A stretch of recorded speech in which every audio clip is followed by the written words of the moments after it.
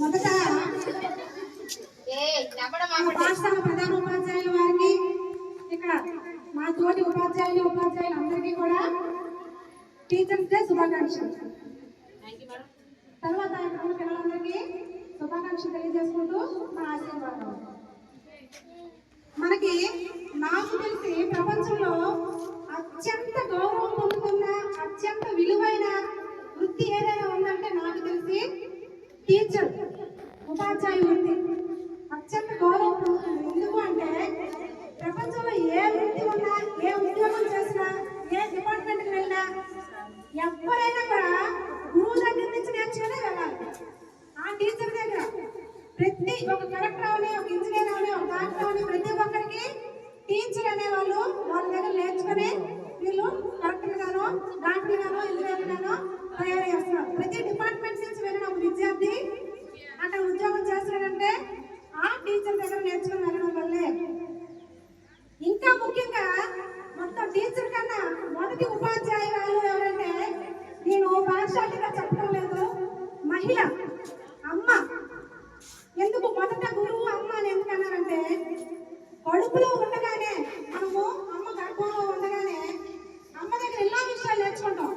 అమ్మ ఏదైనా చదివినా, అమ్మ ఏదైనా విన్నా, లేకపోతే అమ్మ ఏదైనా నేర్చుకున్నా ప్రతిదీ కూడా మనము గొజ్జలో ఉండే, మన గర్భంలో ఉండే నేర్చుకుంటాం.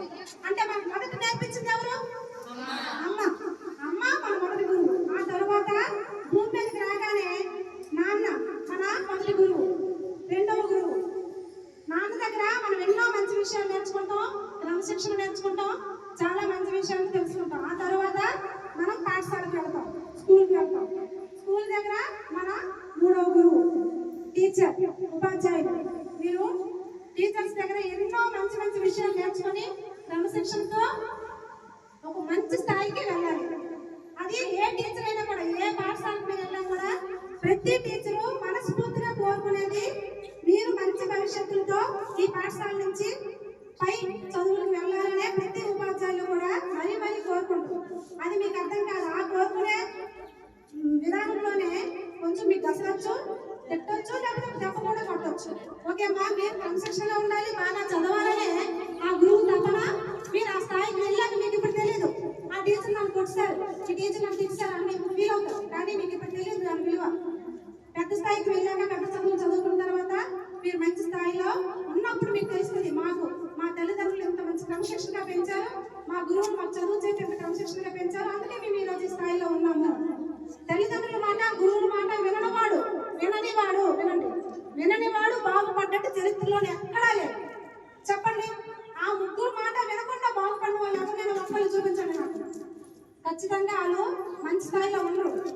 ఈ ముగ్గురు మాట ఎవరైతే వింటారో, తల్లిదండ్రులు గౌరవిస్తూ గురువు మాట వింటూ కష్టపడి ఎవరైతే ముందుకు వెళ్తారో, కష్టపడి ఎవరైతే మన కష్టాన్ని నమ్ముకొని ఎవరైతే కష్టపడి మీరు అనుకున్న స్థాయికి చేరాలని ఎవరైతే ముందుకు వెళ్తారో వాళ్ళు మీ గోల్ని రీచ్ అవుతారు.